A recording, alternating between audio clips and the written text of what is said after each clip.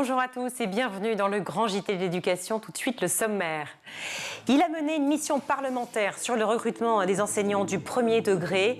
Il a présenté les conclusions de cette mission la semaine dernière à l'Assemblée nationale. Le député NUPES de Paris, Rodrigo Arenas, est notre invité dans quelques instants. En deuxième partie d'émission, zoom sur le Festival international du film d'éducation qui a lieu à Évreux. Ça commence demain. Le directeur du festival sera avec nous.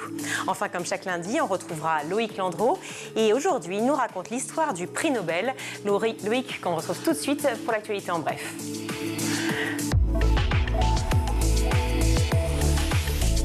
Bonjour Loïc. Bonjour Virginie. On commence ce journal avec des évaluations nationales en demi-teinte. Commençons peut-être par la bonne nouvelle, c'est toujours mieux. Ce baromètre qui ausculte le niveau des CP, CE1 et 6e depuis le mois de septembre révèle que les écarts de niveau continuent de se réduire entre les élèves les plus défavorisés et les élèves hors éducation prioritaire. En français comme en mathématiques, les élèves REP+, ont, je cite, surperformé. Néanmoins, l'étude se veut plus inquiète sur le niveau de français qui chute en termes d'écriture et de lecture à voix haute en CE1, mais surtout en 6e. Même chose en mathématiques où le niveau global apparaît en baisse. Alors REP+, on le répète, c'est les réseaux d'éducation prioritaire. Grosse révolution dans l'éducation nationale. Microsoft et Google ne sont plus les bienvenus. Le ministère de l'Éducation demande aux écoles, aux collèges et aux lycées d'arrêter tout déploiement et toute extension des solutions des deux géants américains. Alors on parle de Word, Excel, PowerPoint, Google Drive, Google Calendar, etc. Ces logiciels sont en fait considérés non conformes par rapport aux exigences européennes en ce qui concerne la protection des données des élèves, mais aussi bien sûr des enseignants. Et ils sont en totale inadéquation avec la doctrine Cloud au centre. C'est un mouvement de transition numérique de l'école qui est porté par l'État autour d'un cloud souverain, donc hébergé en France. Pour le moment, en revanche, aucun appel d'offres n'a été lancé pour remplacer ces solutions, mais les acteurs français du numérique sont en train de se positionner. Alors, direction la Sarthe maintenant, où 1000 élèves sont privés de professeurs. Selon nos confrères de Ouest France, 50 classes du département sont actuellement sans enseignants et la colère gronde chez les parents d'élèves. Les absences ne sont pas remplacées, les enfants sont répartis dans d'autres classes ou alors encadrés par des responsables du RASED, ces psychologues et professeurs des écoles spécialisées. Une situation qui n'a rien d'étonnant, en tout cas pour les syndicats locaux, puisqu'en juillet dernier déjà, seuls 83% des postes d'enseignants en collège et lycée étaient pourvus dans la Sarthe. Un véritable casse-tête également, bien sûr, pour les parents qui doivent se renseigner au jour le jour si leur enfant est pris en charge ou non. C'est justement la question du jour et on en parlera avec le député NUPES, Rodrigo Arenas, qui est notre invité dans quelques instants. On termine ce journal avec la traditionnelle Minute Pape qui nous parle d'éducation sexuelle à l'école. À l'occasion de la Journée internationale pour l'élimination des violences à l'égard des femmes, Pape Ndiaye n'était pas le seul dans sa traditionnelle pastille vidéo du vendredi. Il a été rejoint par Isabelle Rome, qui est la ministre déléguée à l'égalité entre les femmes et les hommes, à la diversité et à l'égalité des chances. Je propose de les écouter. Une femme sur 5 a été victime de violences intrafamiliales avant 15 ans.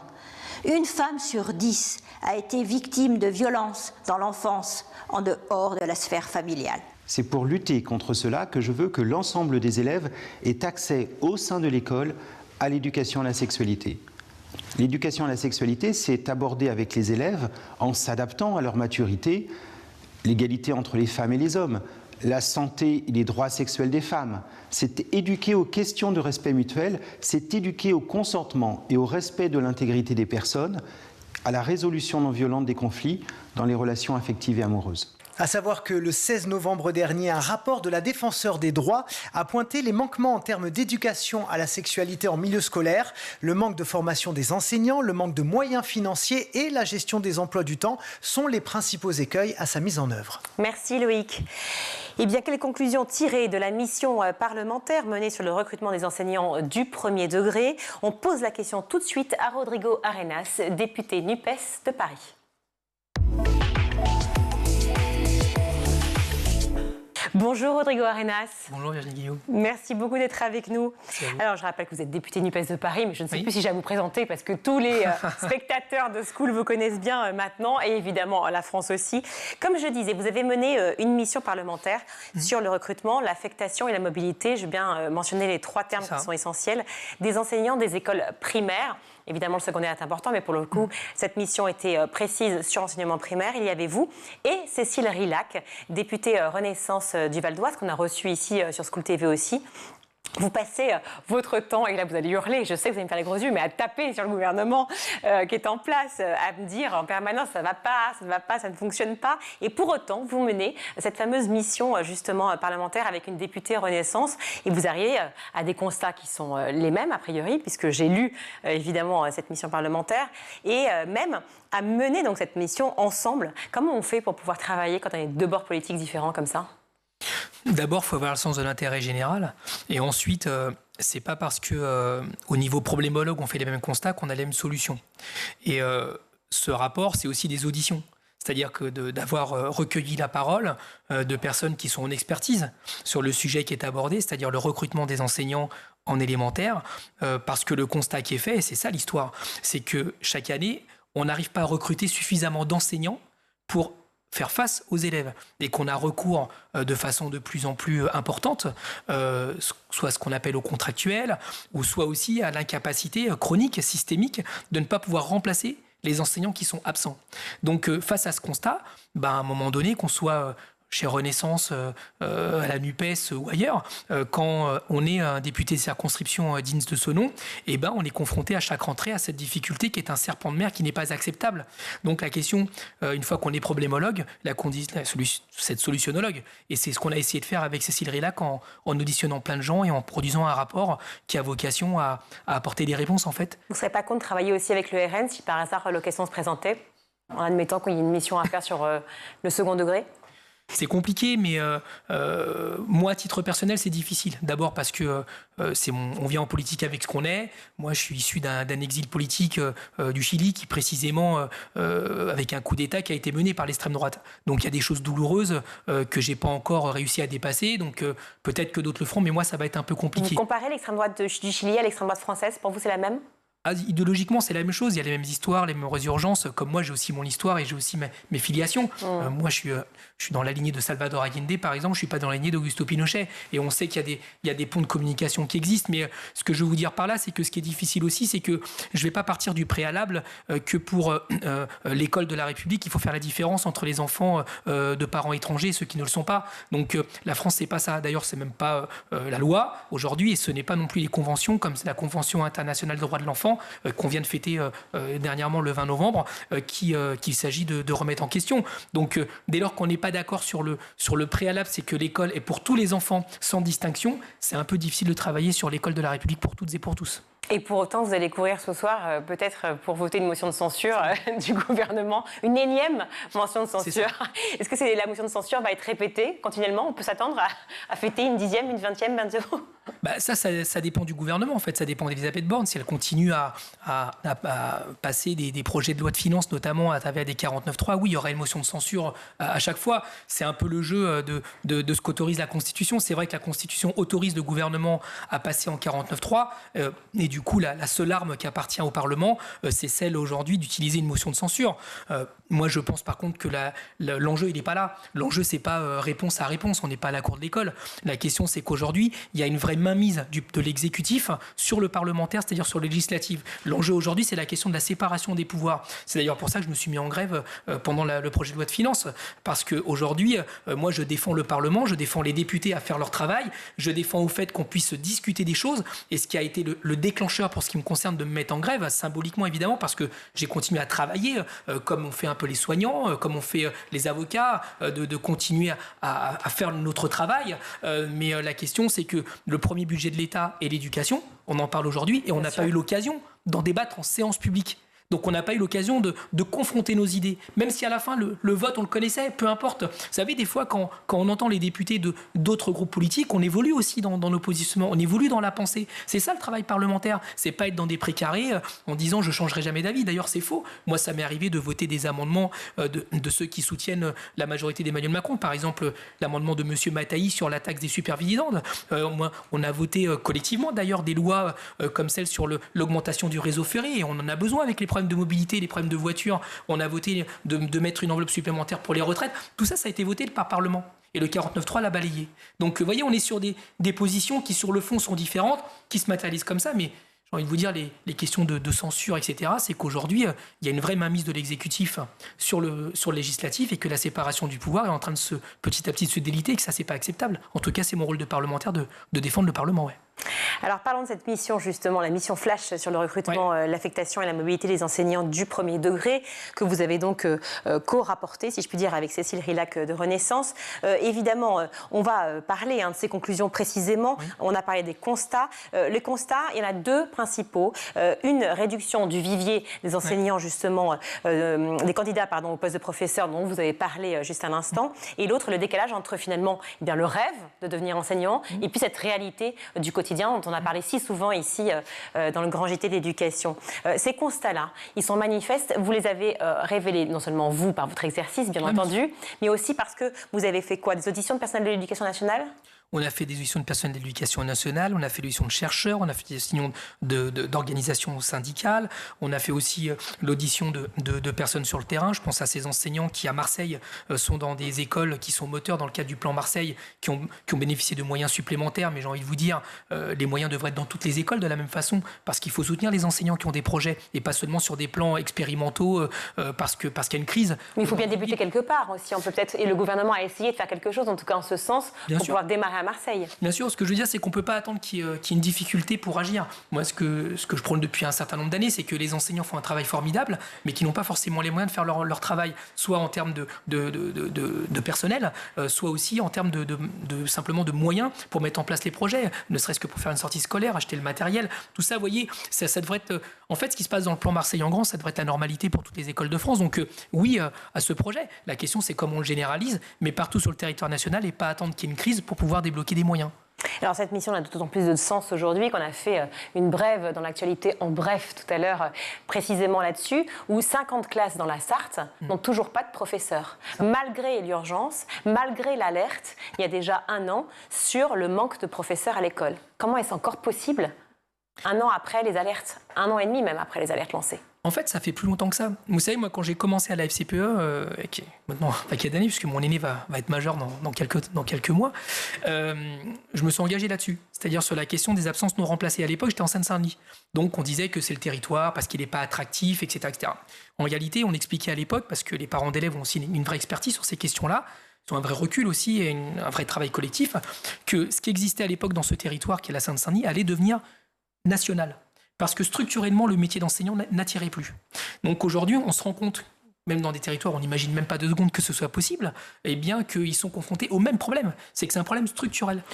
Pardon ? Oui, pardon, non, mais au départ, on pensait, on généralisait, oui. Les Français pensaient, ou le gouvernement, que c'était uniquement dans les REP, dans les réseaux d'éducation prioritaire que ça se passait. En revanche, c'est pas du tout la réalité. Effectivement, dans la Sarthe et ailleurs, c'est ce que vous voulez dire. C'est un problème structurel.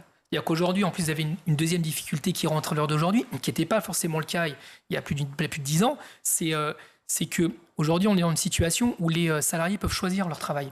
Donc quand, même avec 2 000 € en début de carrière, pour être enseignant, avoir une classe de minimum 25 élèves, c'est ça dont on est en train de parler, avec des territoires un peu compliqués, où on met d'ailleurs souvent les enseignants débutants. C'est dans le rapport qu'on faut arrêter de mettre les enseignants débutants là où c'est le plus difficile. Et entre ça ou faire un autre métier, des fois on choisit un autre métier, notamment dans le privé. Parce qu'on est aussi dans une société qui est très monétisée, dans laquelle le salaire a une grande importance sur la représentation sociale qu'on a de soi et sur la façon dont la société vous reconnaît. Donc, ou tout simplement pour vivre. Se loger et bouffer. Vous avez raison, sur le coût de la vie, évidemment. Mais ce que je veux dire, c'est qu'entre deux boulots qui, globalement, vont se jouer à 100 €, et pas forcément choisir le métier d'enseignant aujourd'hui. Ça, c'est une réalité, y compris avec des bacs. Ensuite, vous avez un autre problème. C'est qu'on est arrivé au bout d'un système où les enfants qui étaient notamment issus des familles les plus précaires, j'ai envie de vous dire, il y avait un système pour qu'ils puissent devenir enseignants. À l'époque, c'est ce qu'on appelait l'école normale des maîtres, c'est-à-dire que ça permettait à tous ces élèves qui étaient bacheliers, même des fois ça commençait le recrutement à partir de la 3e avec des sortes de passerelles qui se mettaient en place, ça leur permettait d'être pris en charge par la puissance publique et de devenir enseignants à la fin. D'ailleurs, dans les auditions qu'on a fait avec des personnes éminentes du ministère de l'Éducation nationale, il y en a qui viennent de ce cursus-là. Donc, ils n'ont pas forcément passé le concours, le CAPES, la GREG, etc. Tous les enseignants n'ont pas eu ce chemin-là. Donc aujourd'hui, il y a aussi ça, c'est comment est-ce qu'on permet de créer une mixité sociale au niveau des enseignants, parce qu'il n'y a pas forcément de mixité sociale au niveau des universitaires. Bon, première conclusion de ce rapport, en tout cas, c'est l'enjeu salarial, très clairement. C'est le premier sujet, bien sûr. Premier sujet. Le salaire des profs. La hausse promise par Emmanuel Macron, est-ce qu'elle suffit ou non? Les 2 000 € justement pour les professeurs qui démarrent. Moi, je suis d'avis que non. Ensuite, quand on a parlé avec notamment les organisations syndicales, qui sont comme les premiers concernés, les enseignants, eux aussi disent que non.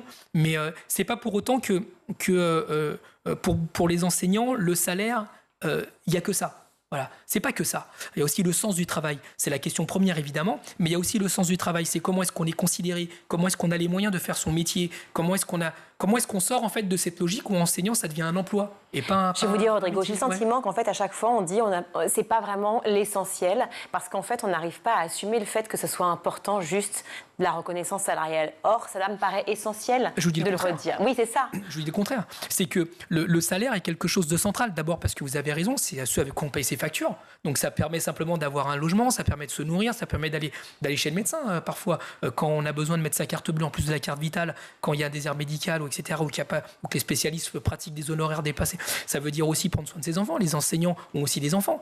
Donc le coût de la vie pour la scolarité des enfants, ce que moi j'appelle la gratuité scolaire, et comme elle n'existe pas réellement, c'est aussi valable pour les enseignants. Donc tout ça est une réalité. Quand vous devez être enseignant à Paris et que le prix du loyer est juste délirant avec 2 000 € par mois, enfin, juste c'est pas possible. Donc quand vous avancez dans la vie et que vous arrivez à un âge où vous voulez fonder une famille, la colocation, ça a ses limites.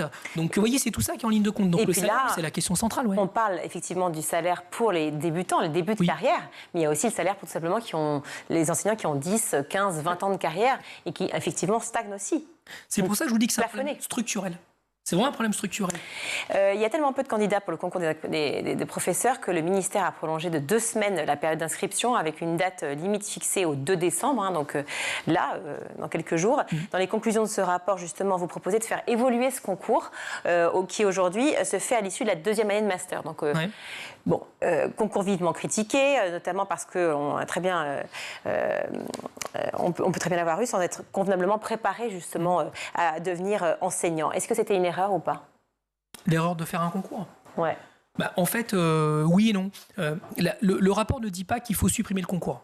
Ce qu'on dit, c'est qu'il y a plusieurs chemins pour venir être enseignant. Par exemple, quand vous êtes un universitaire qui avait un Master 2, parce que c'est le niveau universitaire qu'on réclame aujourd'hui pour être enseignant, paraît assez logique, c'est-à-dire que la masse de connaissances et de savoir dont on a besoin aujourd'hui pour pouvoir enseigner nécessite d'aller à l'université plus longtemps. Ça se pose aussi pour l'école d'ailleurs. Quand la masse des connaissances et de savoir dont les enfants avaient besoin pour pouvoir s'insérer dans le monde, pour pouvoir le comprendre et passer de 14 à 16 ans, pour les profs, on s'est dit on passe de licence à master. Ça n'est pas contesté par le rapport. En revanche, ce qui est sûr, c'est que ça s'adresse à qui ce concours? Ça s'adresse à ceux qui n'ont pas suivi une filière qui s'orientent vers le métier d'enseignant. Par exemple, vous avez un Master 2 de physique, et vous passez le concours, vous l'avez, vous pouvez devenir instituteur, enfin professeur des écoles.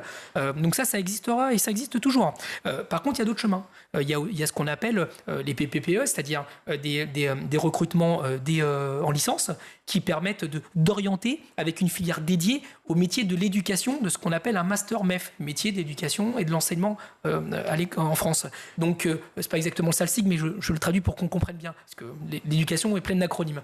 Donc, l'idée, c'est qu'il y a des filières pour ça. Et ensuite, on en propose une 3e, qui est de prendre les lycéens dès la sortie du bac, avec une sélection à l'entrée, évidemment, comme pour les écoles d'ingénieurs, en fait. Vous avez des jeunes pour qui être enseignant, c'est une vocation. Donc, il n'y a pas de raison de leur faire attendre jusqu'en licence ou jusqu'au master pour pouvoir devenir enseignant. Donc, pour ce public-là qui existe, on doit leur permettre d'être pris en charge par la puissance publique. Et moi, je dirais qu'il faut les rémunérer pour ça. Et qu'à la fin, ils doivent des années à l'État. Vous savez, comme les énarques, comme les médecins, il y a que de les prendre tôt et de leur donner les moyens de devenir enseignants. D'abord, ça permet à des gamins qui n'ont pas les moyens de le faire, parce que c'est compliqué d'aller jusqu'au master, parce que ça demande de l'argent, vous l'avez dit, le coût de la vie, etc. On n'a pas forcément des parents derrière, et qu'on considère qu'il faut arrêter de faire en sorte que les étudiants doivent travailler pour payer leurs études. Le métier et le travail d'un étudiant, c'est d'étudier. Voilà, il faut arrêter de leur faire des petits boulots pour faire ce dont on a besoin, dont la France a besoin, dont les enfants ont besoin. Donc voilà. Ce serait possible de l'élargir à tous les étudiants, justement ? Oui. Qui souhaitent passer le concours à l'enseignement ? Théoriquement, vous pouvez postuler à une école d'ingénieur dès que vous avez le bac. Après, il y a une sélection. Une sélection soit sur dossier. Moi, je ne dis pas quel type de sélection on doit mettre en œuvre. Ça, c'est une affaire de spécialiste parce qu'il faut aussi que chacun fasse son métier. Moi, mon travail, c'est parlementaire. Donc, c'est de dire qu'il faut aujourd'hui permettre de faire une régulation qui permette à ces gamins-là d'être pris en charge dès le lycée, de se dédier à cette filière-là parce qu'ils veulent devenir enseignants comme on veut devenir ingénieur et d'être rémunérés comme d'autres sont rémunérés dans la fonction publique pour faire leurs études, et qu'à la fin, ils doivent des années à l'État parce que c'est un investissement de la collectivité, de vous, de moi, pour qu'ils fassent le plus beau métier du monde. Et ça, c'est une voie qui existait un peu avec l'école normale. Bon, là, il s'agit évidemment de la mettre au goût du jour, parce qu'on ne fait pas l'école de la même façon aujourd'hui que dans les années 50 ou 60. Ça, c'est une réalité aussi, dont il faut prendre en compte. C'est par KX qu'on propose quand même. Jacques Attali, qui était sur notre plateau vendredi, propose exactement la même chose, mais de rémunérer pour le coup tous les étudiants, pour qu'ils puissent justement poursuivre leurs études et justement créer des étudiants qui fassent le plus d'études possible, une société qui aussi avance, qui est cultivée et diplômée. Mais comment on la financerait justement, cette société-là, avec des étudiants payés, rémunérés par l'État? C'est nos impôts. En fait, vous savez, c'est une question de hiérarchie dans le choix. Là, on est en train de proposer un projet de loi de finances. Il y a des choix qui sont faits par le gouvernement. Je ne suis pas d'accord avec tous les choix qui sont faits. Très bien. Mais en attendant, il y a des choix qui sont posés. Donc la question qu'on se dit, si la France a besoin aujourd'hui d'avoir davantage d'étudiants parce qu'on doit comprendre le monde, parce qu'on doit permettre aussi aux enseignants aux universitaires de devenir chercheurs, pour produire de la connaissance, pour produire le savoir, à l'heure où on s'interroge, y compris sur les galaxies, où on s'interroge sur l'infiniment grand comme l'infiniment petit, où la question de l'écologie est devenue centrale, où la question du genre aussi, des discriminations est devenue quelque chose d'important. Vous savez, toutes ces connaissances, pour sortir du café du commerce, pour sortir de la caricature, pour sortir des violences y compris, il faut produire des connaissances qui après seront entre les mains des enseignants pour les transmettre aux enfants. Donc aujourd'hui, oui, il faut permettre aux étudiants, indépendamment de leur classe sociale, de pouvoir accéder à cette production de connaissances et de savoir. On ne peut pas continuer avec une université qui, au fur et à mesure qu'on avance dans les années, en fait, vire tous les gamins qui n'ont pas les moyens de faire des études. Et vous savez, ça concerne aussi les enfants dont les parents, entre guillemets, sont riches. Parce que quand vous avez des élèves, des étudiants en l'occurrence, qui font des choix universitaires qui ne sont pas ceux des parents,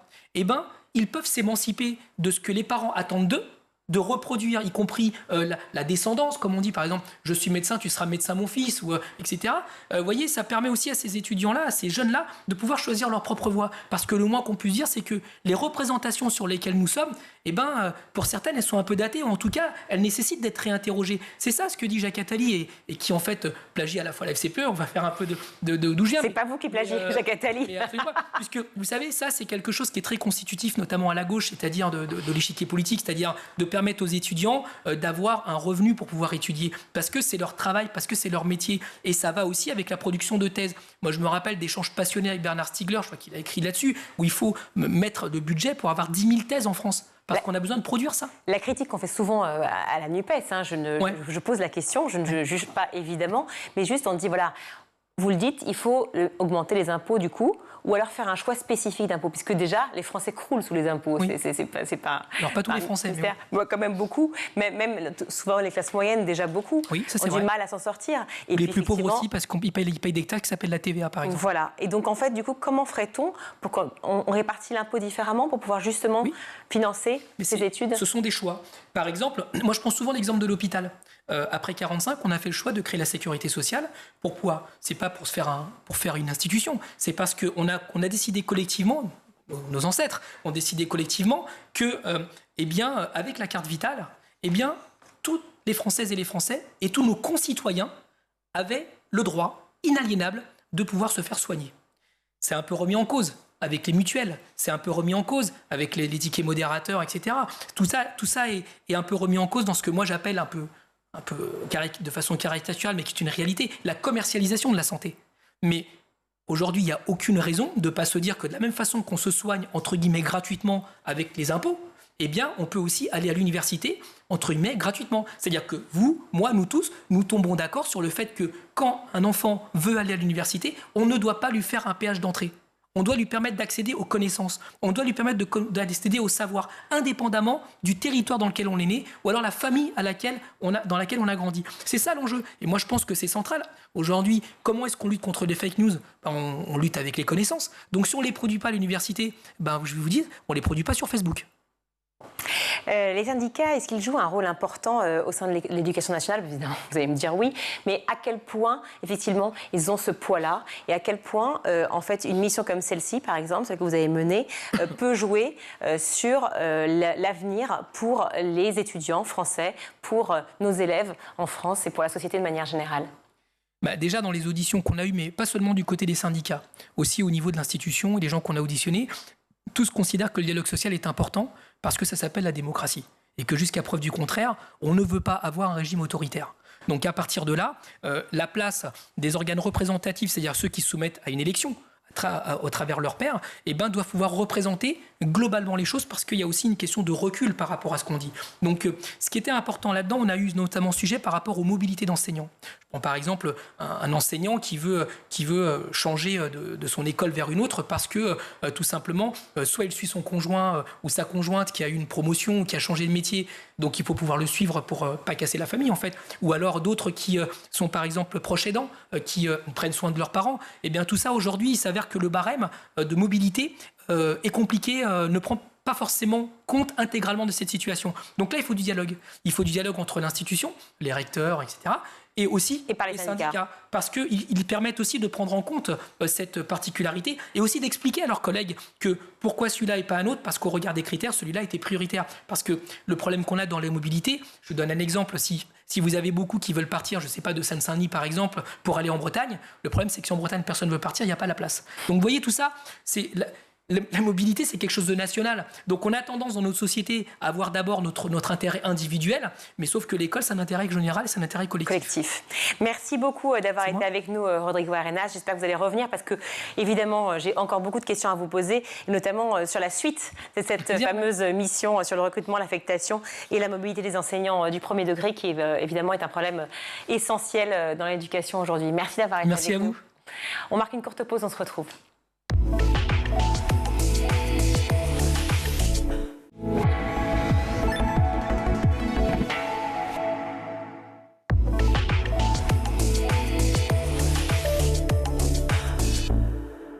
De retour sur le plateau du Grand JT d'éducation, j'accueille tout de suite Christian Gautelier. Bonjour. Bonjour. Merci d'être avec nous. Je suis ravie de vous accueillir. Vous êtes directeur et président du Festival international de films de l'éducation qui débute donc demain à Évreux. Court, long, moyen métrage, documentaire, table ronde, 91 films il me semble, 5 jours de projection, bref, énorme festival. Cette année, c'est la 18e édition. Alors, 18 ans, c'est un âge qui parle à tous, petits et grands, l'âge de l'émancipation, l'âge aussi du droit de vote, ce qui n'est pas rien. Est-ce que c'est l'une des valeurs essentielles aussi de votre festival, la citoyenneté ? Oui, citoyenneté, culture, éducation. Il pourrait s'appeler comme ceci. On a un public jeune assez important et puis on a beaucoup aussi de public. En fait, toute personne est en situation d'avoir une fonction éducatrice aujourd'hui dans notre société, que ce soit les parents, des professionnels de l'éducation, mais aussi des élus, des grands-parents dans les relations intrafamiliales. Donc oui, éducation, citoyenneté.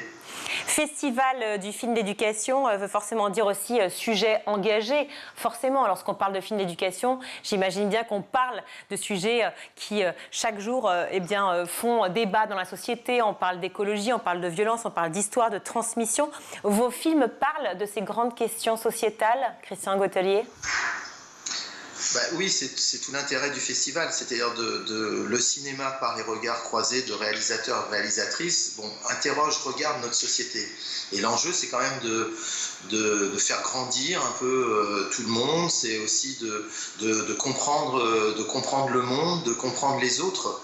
On est certes différents, la programmation est très internationale, donc issue de cultures différentes, on est très différents les uns des autres, mais en même temps, on fait partie de la même humanité sur une planète. Les enjeux ne sont pas forcément les mêmes, il faut apprendre à découvrir ceux des autres pour mieux comprendre et s'engager. Oui, c'est un festival qui pose un certain nombre de questions, mais aussi qui donne des perspectives. Oui, justement, ces perspectives, alors ça provoque la discussion, ça provoque le débat, les films forcément toujours, que ce soit à la maison, dans les salles de cinéma ou ailleurs. J'imagine que vous en avez profité pour faire des conférences sur les lieux de festival ou des débats, des échanges. Oui, tout à fait. La plupart des films accueillent des membres de l'équipe, que ce soit les réalisateurs ou les réalisatrices ou des comédiens. Donc ça, il y a déjà des débats systématiques après chaque film. Et puis effectivement, le festival, par tradition, depuis son origine, est jalonné par 3 grandes conférences qui automatiquement font écho, puisqu'on prend des thèmes sur l'éducation populaire, la culture, sur la question de l'avenir de la planète, les enjeux, puisqu'on va accueillir mercredi matin François Gémen, qui est un des co-écrivains du rapport du GIEC, et puis sur aussi la question de l'intégration des personnes qui à un moment donné ont des accidents dans la vie ou sont en situation de rupture. Le festival porte des valeurs de solidarité, de coopération. Je pense qu'il faut qu'on laisse personne au bord du chemin et c'est assez compliqué. Il y a quand même des situations assez dramatiques aujourd'hui. Les réponses, c'est l'éducation, les réponses, c'est l'engagement aussi. Voilà, on peut être solidaire, coopérer et dépasser ces situations-là. Alors justement, on parle des situations, des thématiques, mais vous le dites si bien, des tas de personnes viennent justement sur ces films, que ce soit les auteurs, les réalisateurs, tous ceux qui sont des personnes engagées en fait et qui font ces films sur l'éducation viennent. Est-ce que c'est aussi une façon pour vous de leur rendre hommage à ces passeurs, à ces passeurs d'histoire, à ces transmetteurs ? Oui, c'est leur rendre hommage, mais le meilleur hommage qu'on peut leur rendre, c'est de faire en sorte que leurs créations, leurs œuvres rencontrent un public le plus large possible. Donc, et là, le festival, en fait, à Évreux, chaque année, remplit ses salles. On est dans de très bonnes conditions. Il y a beaucoup de public, des âges variés. Donc, c'est la meilleure chose qu'on peut rendre à toutes ces équipes. Donc, tous ces créateurs, ces auteurs, c'est de les mettre en relation avec un public. Et donc, ils viennent volontiers parce que pour eux, c'est extrêmement important d'avoir le retour sur leurs films et de voir que d'autres personnes vont s'en saisir. L'école au cinéma, c'est une vieille histoire d'amour. Je me rappelle du maître d'école avec Coluche, où il y avait déjà la question des syndicats, la question de l'absentéisme, puisque c'est un jeune professeur qui devient d'un coup professeur titulaire. On se rappelle du plus beau métier du monde avec Depardieu. Donc finalement, depuis très longtemps, les thématiques qu'on connaît encore aujourd'hui, donc quasiment 40 ans après, sont toujours à peu près les mêmes. Est-ce que vous jugez, est-ce que vous pensez que le cinéma, sur le sujet de l'école, est assez novateur, dit assez de choses différentes d'il y a 40 ans? C'est une vraie question, mais sur les 91 films, on a une trentaine, c'est pour du jeune public, donc on va la laisser de côté, mais sur la cinquantaine d'autres films, finalement, l'école n'est pas le seul lieu d'éducation. C'est un lieu important, donc on a un certain nombre de films sur les questions directement liées à l'école, mais en fait, on voit que la problématique est plus large. Donc je pense qu'aujourd'hui, si on parle d'éducation, d'enfance et de jeunesse, le fait d'émanciper, de faire grandir, je pense qu'il ne faut pas qu'on reste que sur l'école, qui est le lieu, certes emblématique, l'école est obligatoire et qui est important, mais c'est tous les autres lieux éducatifs et c'est toute la synergie entre ces différents acteurs. Donc je pense que, voilà, peut-être quand on veut parler d'éducation, il ne faut pas regarder que des films sur le lieu d'éducation, certes principal qu'est l'école, mais pas le seul. Et après, on a encore des belles choses à découvrir. On a des parcours de vie, d'engagement, d'enseignants. Je pense à un film là, qui se déroule à Bruxelles. Je pense à des films où on voit bien que l'éducation est faite d'aller à l'école comme un droit est fondamental. Je pense au Burkina Faso ou au Vietnam là, par rapport à deux beaux documentaires qui sont proposés. Donc voilà, je pense que c'est l'école aussi resituée dans sa fonction sociale plus globale et pas dans une vision un peu étroite. C'est dans l'école en tant que lieu aussi d'interaction avec les différentes générations, avec les différents enjeux. Christian Goettelier, qui compose le jury du FIF? Alors, il y a plusieurs jurys. Il y a 4 jurys. Donc, il y a un jury jeune. Donc, déjà, ça, c'est des jeunes, soit lycéens, soit étudiants, soit engagés sur des parcours, par exemple, de service civique. Donc, voilà, ou en apprentissage. Et puis, il y a 3 jurys plutôt d'adultes qui sont à chaque fois en parité mixte. Alors, hommes-femmes, globalement, on a plus de présidents que de présidents. Et autrement, c'est un profil à la fois issu du cinéma, dans son acceptation la plus large, et puis des profils issus du monde de l'éducation. Donc, en fait, il y a un équilibre, une confrontation entre les deux postures que peuvent avoir. Donc ça donne des dynamiques assez intéressantes dans les jurys où les uns apprennent des autres. Et quelle est votre histoire personnelle par rapport justement au film d'éducation et à ce festival en particulier?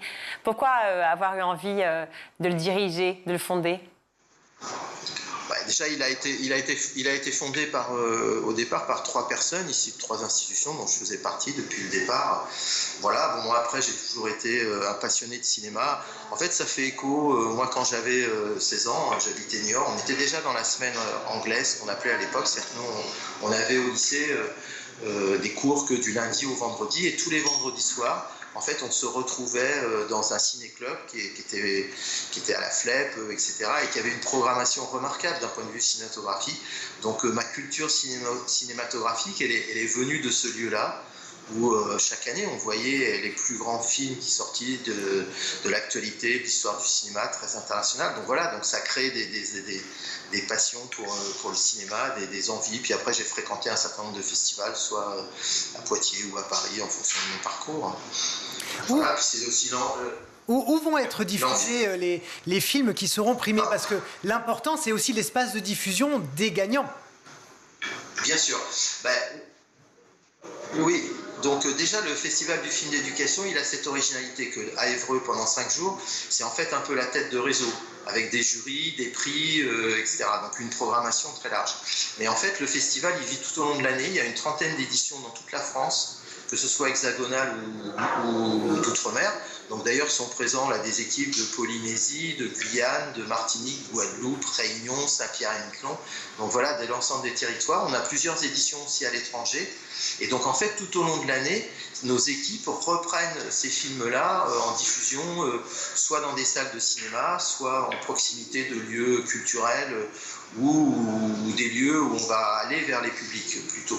Et donc les films, donc ça c'est déjà le premier aspect, donc c'est pas qu'un festival one shot sur 5 jours, c'est après tout au long de l'année.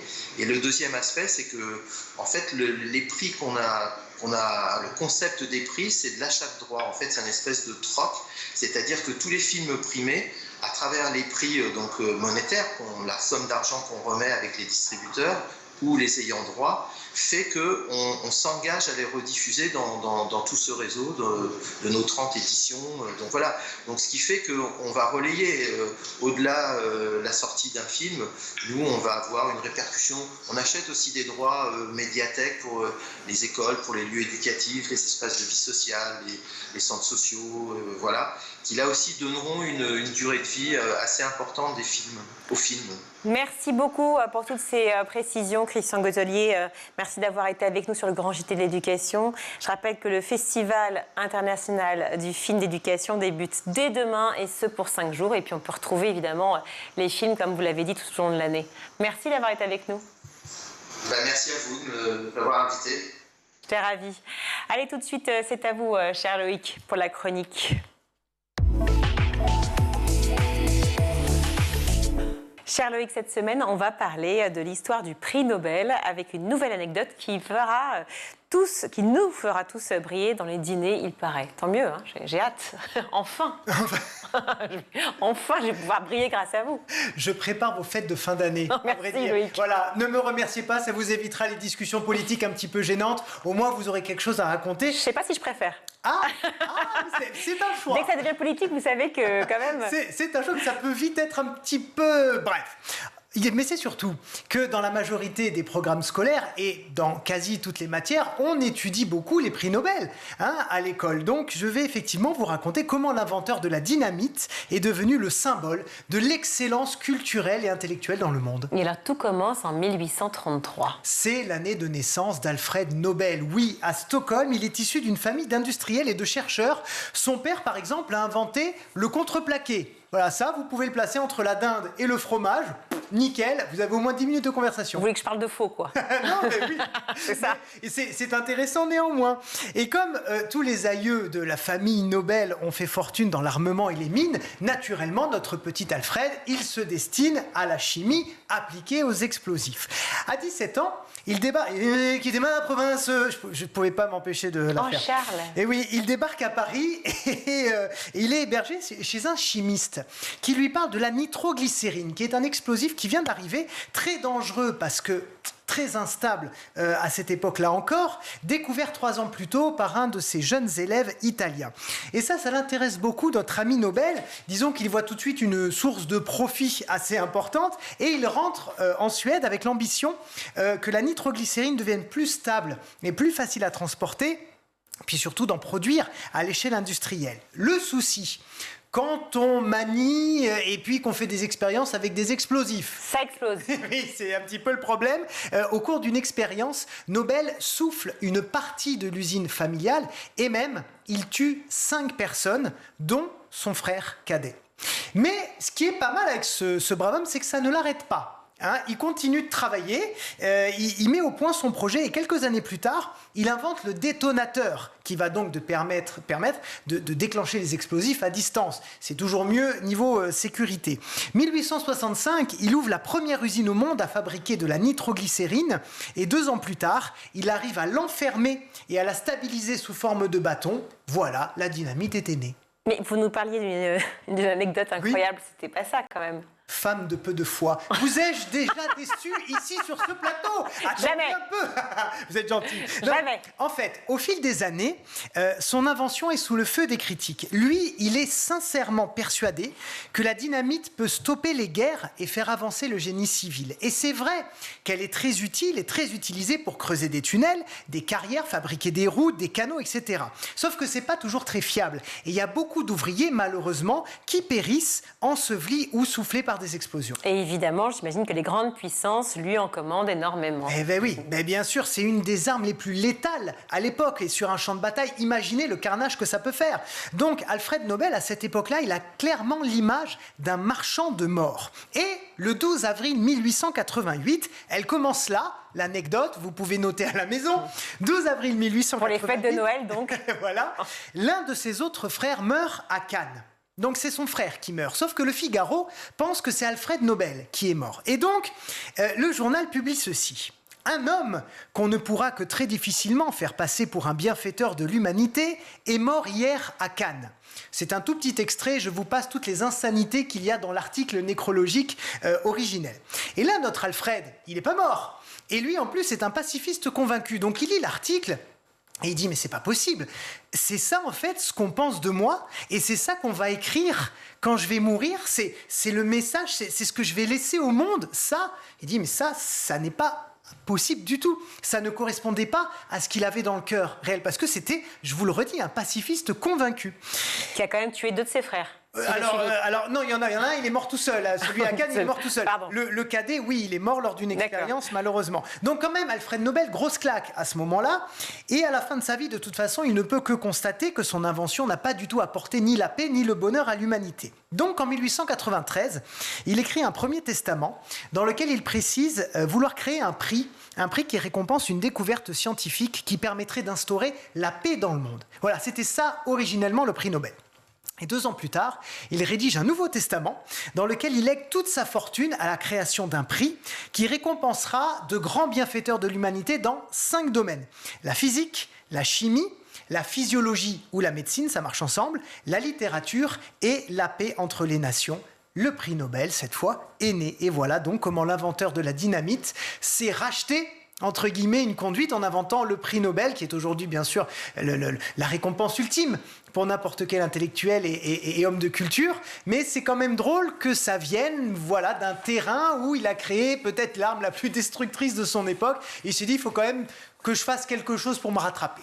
Et voilà. Fascinant, fascinant. Et le prix Nobel est né. Voilà. Bravo. C'est chouette, non? Merci beaucoup, Loïc. Et là, vous en êtes au dessert, vous passez sur la prune, et puis vous terminez, vous échangez les cadeaux, et tout le monde sera content. Et je pourrais parler politique un peu avant ou pas? Mais si vous voulez, mais vous allez encore vous disputer avec votre grand-oncle qui, en plus, aura un petit coup dans le nez. Mais non, point du tout, on ne boit peu. Peu ou pas. Merci beaucoup, Loïc. Plaisir. Tout de suite, c'est l'heure de découvrir l'invité de Malika Ménard dans Souvenirs d'écolier. C'est tout de suite. Regardez.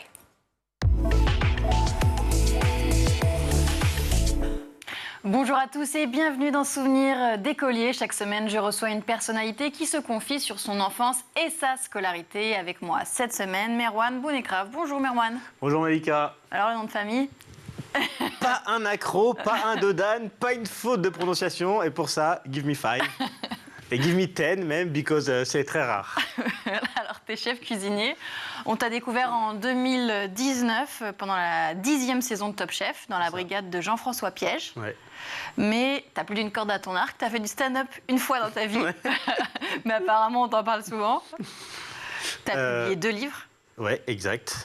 Tu fais partie du jury de Mon gâteau est le meilleur de France. Feu, Mon gâteau est le meilleur de France. Pourquoi ça n'existe plus? Non, on a fait ça une saison. Ça n'existe plus. J'ai fait le meilleur pâtissier aussi, la 2e partie de soirée avec Marie Portolano et Julia Vignali. Puis pas mal d'autres petites choses, très très cool. Et puis surtout, ta boulangerie-pâtisserie. Voilà. Et maintenant, depuis 1 an, 1 mois et 5 jours. Ouais. Très précis. Joyeux anniversaire. Merci. Panade, dans le 15e arrondissement, boulangerie-pâtisserie, où on essaye de faire des bonnes et des belles choses en essayant de revisiter un peu les codes de la boulangerie classique. Bref, t'es un homme occupé. J'aimerais être un peu moins occupé, mais j'arrive pas. Il y a des nouveaux projets encore à venir ? J'aimerais beaucoup développer Panade et en nourrir d'autres. Je suis en discussion avec des gens qui ont un peu d'oseille. Avec des investisseurs. Parce que tout seul, c'est compliqué. J'ai monté celle-là avec une associée, mais tout seul avec nos fonds propres. Et si on veut se développer très vite, enfin du moins plus vite et d'un coup, il faut avoir les reins solides et il faut être aidé un petit peu. Bon, on arrête de se projeter dans le futur. On fait un petit flashback. Quel genre d'élève étais-tu ? J'étais un élève un peu dissipé. Pas mauvais élève. Bon élève quand je voulais travailler, mais je voulais pas souvent travailler. Ok, donc ça faisait des notes moyennes. Ouais, notes moyennes. Sur les bulletins, c'était toujours marqué à des facilités, mais ne veut pas les utiliser. Boîte à parole, pipelette, pitre. Pitre. Voilà, pitre. Et puis. T'étais celui qui faisait rire la galerie. Exactement. Et c'est ça qu'on disait. T'étais populaire alors ? En général, ça rend populaire d'être le petit. Ouais. Mais après, je traînais pas trop. J'allais à l'école et puis je rentrais chez moi, mais oui, je faisais rire tout le monde, donc j'étais un peu copain avec tout le monde. Mais dans la cour de récré, en tout cas, t'étais populaire, c'est ça que j'entends. Et je préférais faire rire dans la salle. Dans la salle, il y avait du public, tout le monde était assis comme au spectacle. Dans la cour, trop banal de faire rire dans la cour. Est-ce que t'as une anecdote précise comme ça qui te vient ? Et je me rappelle d'une fois, et à chaque fois on me pose cette question et je ressors toujours cette réponse. C'était en cours de physique avec une prof qui s'appelait Madame Laclautre. La pauvre, elle prenait cher, elle. Et une fois, on n'a pas fait le cours, j'ai fait un petit stand-up pendant 1 heure et on n'a pas fait... Tu vois que t'aimes le stand-up ? On n'a pas fait le cours, mais j'adore ça. Et pourquoi vous avez fait ça pendant 1 heure ? Et je sais pas, Elle était OK, quoi. Je faisais rire tout le monde, donc elle a continué. Elle s'est dit, tranquille, une petite heure détente. Pas d'enseignement. Merwan va prendre la classe en main. Et puis à la fin, au lycée, en seconde générale, on m'a dit, écoute, Merwan, soit tu t'en vas, soit on te vire. Qu'est-ce que tu choisis ? En seconde générale ? OK. Soit tu t'en vas, soit on te vire, tu choisis quoi ? Je vais y aller. Et puis du coup, après, je suis sorti du système classique, on va dire, de la scolarité, et, enfin de l'éducation plutôt. Et après, j'étais chez moi, je me réveille, et quand tu vas pas à l'école, tu fais quoi ? Ma mère, elle m'a dit, je te verrais bien faire de la cuisine. Je lui ai dit, OK, si tu veux. J'ai fait un stage dans le restaurant le plus proche de chez moi. Oui, on était un peu dans la flemme quand même, non ? Non, pas dans la flemme, il y avait dans la facilité, quoi. Il y avait un restaurant à côté de chez moi qui était genre le restaurant du coin à Gonesse dans le 95, à côté de Roissy. Et je vais à la mission locale, j'obtiens une convention de stage, je fais 1 semaine de stage là-bas et ça me plaît, et après c'est parti comme ça. Tu étais encore en contact avec les gens qui avaient ce restaurant ? Il est venu chez moi il y a 15 jours, je crois. Il est venu me voir parce qu'il était de passage sur Paris. Il a toujours ce restaurant d'ailleurs, il y bosse un peu moins. C'est son fils qui est un peu en train de reprendre. Mais je suis toujours en contact avec lui, je l'appelle toujours chef, je le vois toujours. Ça doit être une certaine fierté, j'imagine, pour lui. On a toujours eu une relation un peu, même si on ne s'est pas souvent au téléphone, on ne se voit plus depuis que j'ai pas mal d'activités, mais un peu père-fils. Et il y a toujours le respect du chef, même si maintenant je fais plein d'autres choses. Mais je l'appelle toujours chef, je le vois toujours. Je suis parti en vacances chez lui, dans sa famille, je connais toute sa famille, mais voilà, il y a toujours. C'est quelqu'un à qui tu vas demander conseil, par exemple, avant de te lancer ? Plus trop maintenant, mais à l'époque, oui, je l'écoutais. Après, maintenant, j'ai. L'élève a dépassé le maître. Non, mais bon. T'as moins besoin de ses conseils. Non, c'est toujours bon à prendre les conseils des vieux. Oh là là, ça lui fera plaisir. D'ailleurs, je voulais te demander un conseil, Malika, je rigole. Bon, on a quoi ? 2 ans d'écart. T'es dans quelle année ? Je suis en 87. 89. Tu vois, 2 ans, t'as vite calculé. J'étais forte en maths. C'est déjà la fin de ce numéro. On se retrouve demain pour la suite de Souvenirs d'écoliers, toujours en compagnie de Merwan. À demain. Merci Malika, et à demain. Allez, maintenant, c'est l'heure du Zap, c'est le meilleur de School TV. Ce qui vous réunit aujourd'hui, mesdames, c'est notamment cette question, en effet, sur le coût de l'éducation et surtout son coût caché. Swazik, les chiffres que vous avancez sont absolument estomacants, notamment avec le réseau Digital Academy. Ce que vous dites, c'est que étudier loin de chez soi, donc après le bac, ça coûte 1 SMIC par mois aux familles, quand on prend évidemment en compte le logement, la nourriture, le transport, la santé, les loisirs. est-ce que fondamentalement toutes les familles peuvent se le permettre? Non, clairement pas. Et à la limite, si on se le permet pour un enfant, comment on va faire pour celui qui arrive après? Et donc, il fallait vraiment trouver une solution. Mais c'est vrai que on ne le dit pas. Et puis surtout, en France, on a parfois des bourses. Mais quand on compare 4 000 € de bourse, qui est le maximum qu'on puisse recevoir, avec 12 000 € pour une année complète, on se rend compte qu'en fait, c'est pas grand-chose. Et on a vraiment, et on s'en est rendu compte pendant le Covid, on a vraiment des étudiants qui sont à la peine. Et là, on le voit, il y a encore des queues devant les universités pour la distribution de nourriture. Donc, on voit bien qu'il y a un vrai coût caché. Et donc, notre projet a été justement pour essayer d'aider les familles à dépasser ce problème. Quels sont les lieux à risque dans une maison? Tous les lieux de la maison sont à risque. Alors, bien sûr, il y a la cuisine. Bon, dans la cuisine, vous avez énormément de risques de coupures. Certains ont été cités tout à l'heure, avec tout ce qui est tranchant, mais aussi de brûlures. Brûlures avec de l'eau chaude, qui peut être dans une casserole, avec, selon l'âge de l'enfant, un enfant qui veut regarder un peu avec sa maman, par exemple, ce qu'il y a dans l'autocuiseur. On ouvre le couvercle de l'autocuiseur et on approche la tête un petit peu trop près, et là, ça peut être une brûlure très très grave par la vapeur. Mais aussi, ce qui se produit fréquemment, et j'en resterai simplement à quelques exemples, c'est la brûlure avec un liquide chaud qu'on a mis dans le micro-ondes à chauffer et qui est en hauteur. Et l'enfant essaie d'attraper lui-même le bol ou le récipient dans lequel il y a quelque chose, un liquide qui est à chauffer, et se le renverse sur lui. On rencontre même dans les écoles des enfants qui nous montrent d'ailleurs les conséquences des brûlures très graves qui ont été produites de cette façon-là. Ou alors, un dernier exemple avec ce qui est chaud dans la cuisine, c'est aussi un adulte par exemple, qui veut se préparer un café instantané assez rapidement, qui s'est fait chauffer de l'eau et qui se dit je pose le récipient sur la table, mon petit à côté n'a pas le temps de l'attraper, ça va me prendre 2 secondes de rajouter le café et le sucre, et manque de chance, il arrive que l'enfant essaie d'attraper le bol qui est un petit peu haut pour lui, très chaud, il se brûle et il se renverse sur lui. Et Mathilde l'a dit tout à l'heure, un enfant peut se noyer en moins d'1 minute sans un bruit dans 20 cm d'eau. C'est possible? Tout à fait. Alors, ce qu'il faut ajouter à ça, parce que notamment dans la salle d'eau, alors il y a la piscine, il y a le bac à poissons pour les gens qui ont un peu de terrain et qui ont des bassins avec des poissons dedans, surtout que là c'est souvent gras autour et on peut glisser, donc il faut toujours des protections. Mais dans la piscine, dans la baignoire, ce qu'il faut surtout ajouter, c'est qu'une baignoire, ça glisse énormément. Alors non seulement on peut se noyer dans 20 cm d'eau si l'enfant est au fond et s'il est petit, mais c'est surtout qu'il va avoir glissé, par exemple, qu'il va s'être frappé la tête contre la baignoire, qu'il va être un peu assommé, et pendant son inconscience, c'est là, surtout, qu'il va risquer de se noyer et de respirer l'eau qui même s'il n'y a que 20 cm. Et là, je parle aussi sur la tranche d'âge pour laquelle on intervient, les 5 ans, 6 ans, 7 ans, 8 ans, 9 ans, 10 ans. On va commencer par le constat. Vous avez interrogé près de 9000 personnels des collèges et des lycées, pas que des enseignants d'ailleurs. Quand je dis personnel, c'est vraiment au sens large du terme. Objectif, mesurer les transformations qu'ils ont vécues et l'évolution de leur perception sur 10 ans. Je cite le résultat, on passe de 31% de personnes déclarant n'être pas satisfaites de leur métier à 55%. C'est un effondrement. Le mot est quand même puissant, effondrement. Oui, le mot est puissant, mais il fallait pouvoir dire les choses telles qu'elles se vivent sur le terrain. Et c'était un peu un des enjeux de cette enquête-là que d'aller retourner voir des enseignants, des personnels de direction, des CPE. Donc dans le second degré, là on est vraiment sur le second degré, on en fera une nouvelle sur le premier degré cette année, parce qu'on avait l'intuition sur le terrain qu'il y avait une détérioration, et puis ces chiffres nous permettent de confirmer cette intuition de terrain. Et le cœur de cette crise, il est entre les personnels. Exactement. Alors ce qui est plutôt réjouissant, c'est qu'avec les élèves, ça va bien.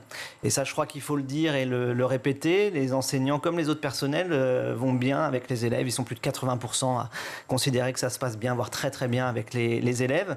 avec les familles aussi, qui sont souvent pourtant pointées du doigt, mais très majoritairement, les relations sont bonnes, et ça, quels que soient les milieux. Je crois que c'est important aussi de le rappeler. Ça, c'est les enseignants, les chefs d'établissement, les CPE qui le disent. Exactement. On leur demande comment ça va avec les élèves, comment ça va avec les familles, globalement. Globalement, ça va bien, et majoritairement, ça va bien.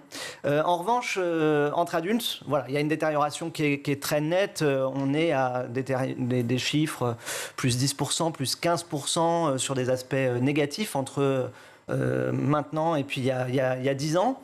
C'est valable aussi bien entre enseignants en particulier, plus qu'avec les autres personnels. Et c'est valable entre les enseignants et leur hiérarchie, qu'elle soit directe ou indirecte. C'est-à-dire que ce soit la hiérarchie direct, dans ça va être mon chef d'établissement, voilà, typiquement. Sinon, c'est les inspecteurs ou les personnels du rectorat auxquels j'ai affaire parce que je sais pas quoi, je dois monter un dossier de financement pour je ne sais quoi et que Exactement. Il va falloir que je leur parle.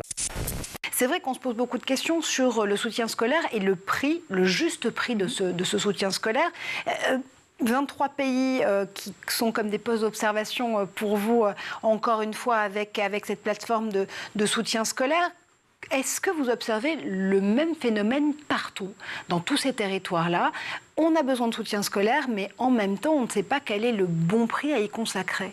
Oui, alors le soutien scolaire, il y a un besoin vraiment dans le monde entier, que ce soit en Europe, mais aussi en Amérique. On est également présent en Amérique latine et en Amérique du Nord. Et en fait, le prix, pour nous, va dépendre en fait, du coût du professeur. Parce qu'au final, le soutien scolaire, ça tourne autour du professeur. Et puis nous, on va mettre en place tous les outils pour faciliter justement cet échange. Mais le corps du service, c'est vraiment le professeur. Et on doit trouver un prix qui est attirant, justement, pour attirer la qualité de l'éducation, parce qu'on va pas accepter tous, justement, les professeurs sur notre plateforme, mais ceux qui vont vraiment passer des examens et aussi des interviews pour qu'on justifie, justement, aussi la qualité. Et donc, en France, on est dans une vingtaine d'euros en termes de prix, donc pour un cours de 50 minutes. En fonction du package que le parent va prendre, il y a une variation, donc en moyenne, on est à 26 euros.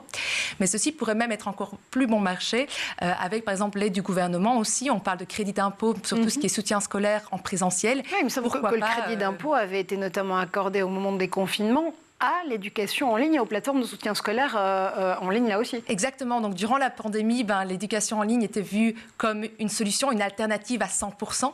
Que maintenant, nous, on voit le soutien scolaire en ligne et l'éducation en ligne comme une solution hybride pour le futur. Et on veut également que ça soit reconnu comme tel.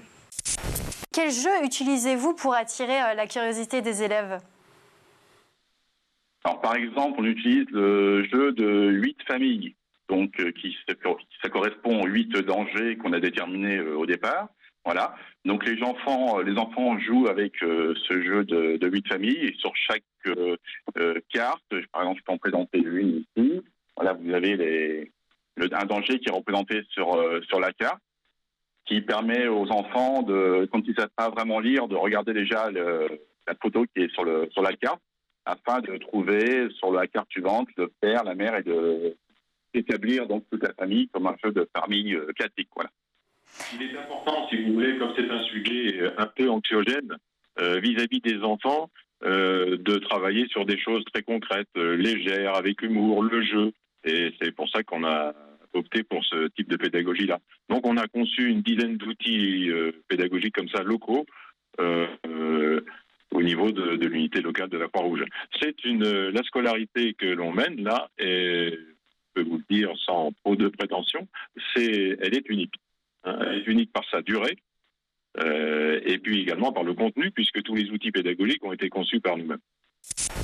C'est dans moins d'un mois Noël. Donc rendez compte, donc si la lettre on l'écrit pas maintenant, c'est foutu, parce que faut quand même qu'il s'occupe de nous vite si on veut. Avec la tête. Bien sûr. Donc limite on est en retard même. Donc je vous ai sélectionné les meilleures lettres envoyées au Père Noël. Vous allez voir, c'est pépites. Alors regardez par exemple, lettre très courte, très droite au but de Clémentine, 7 ans. Coucou Père Noël, je voudrais un poney. Merci. Et alors, on remarquera l'adresse d'ailleurs.